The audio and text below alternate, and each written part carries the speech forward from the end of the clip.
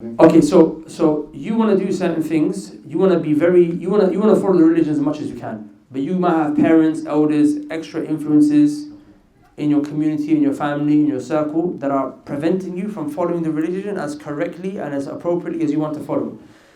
So now we have to look at the thing from the religion that you want to follow that they're trying to stop. If it's something that Allah made obligatory on you, if it's something Allah made obligatory on you, wajib on you, obligatory, then you're not allowed to obey anyone apart from Allah in that regard. Even if it be from the people who are most respected within our communities, even if it be from our parents. We're supposed to obey our parents, yes, but the only reason we were told to obey our parents is because Allah told us.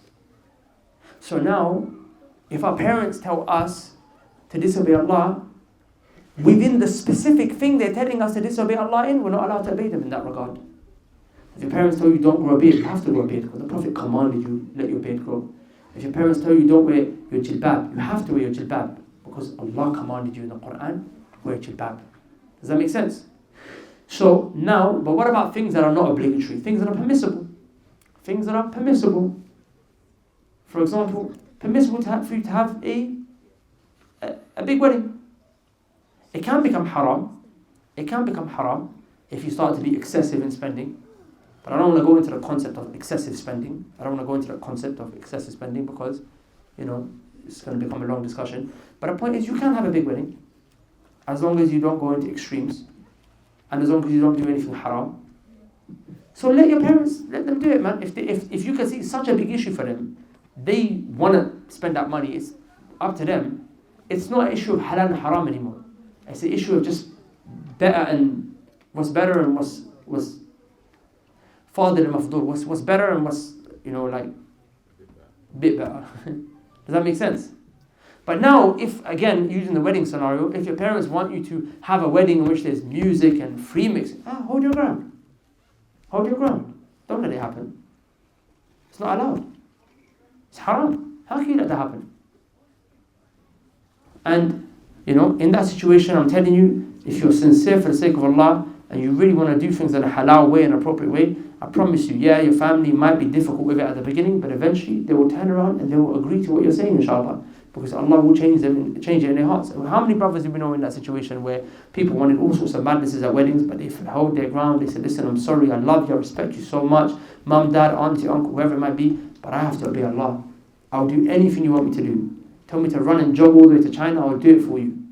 Because you told me to do it. But as long as I'm not disobeying Allah. So anything Allah commands you to do, you have to do it. Anything Allah prohibits you, you have to stay away from. If it's something that's not an issue of halal and haram, it's just an issue of what's better and what's a bit better, then remember, obeying your parents is wajib now. Obeying your parents is not obligatory.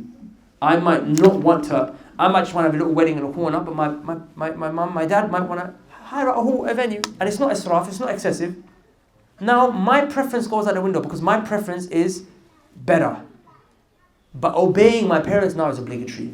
Does that make sense? Obeying my parents now becomes obligatory. Hold on, question. Brothers and sisters, I need your attention for just 1 minute. Our brothers around the world, they need help. Some of them, if they don't get food and water to drink, they are going to die. And then there's others, like those who are back home, who live on the same streets as us. And if they don't get help in terms of spiritual help, they might lose their faith. Now, both those whose lives are in danger and whose faith are in danger, they both need to be helped. But I want to explain to you the repercussions of not helping both of them. You see, if you don't help those who are suffering when it comes to starvation, at least when they die, they will die Muslims. And all that they will leave, or all that they will lose at the end, is their life of this world. But if you don't help those brothers and sisters who are struggling in terms of their faith, if they die, then they might actually lose their afterlife and potentially be entered into the hellfire for a period of time, if not eternity. For that reason, it's important that we don't neglect these brothers. For that reason, we started up a project called Umrah with the Mandem, where we take brothers and sisters from around the world, specifically the UK, specifically London, and we take them with us. And we set up a program that facilitates for them to change. We also provide them support for when they return. And we always select a handful of brothers who can't afford it themselves. And this time we have taken on board more people without paying anything than we ever have before. And we are in urgent need of their costs being covered. So if you would like to help facilitate towards someone's life changing, then please go to the link below, inshallah ta'ala, and donate generously. Remember, if they change their life, then you're actually helping them, inshallah ta'ala, be a part of saving their afterlife. And in terms of reward, then any good that they do from this point onwards, if they change because of your donation and you're sincere, then you're going to get all that reward as well. So on the day of judgment, you get this mountain of good deeds, prayers, charity, fasts, all this stuff that you've never done. But why did it come your way?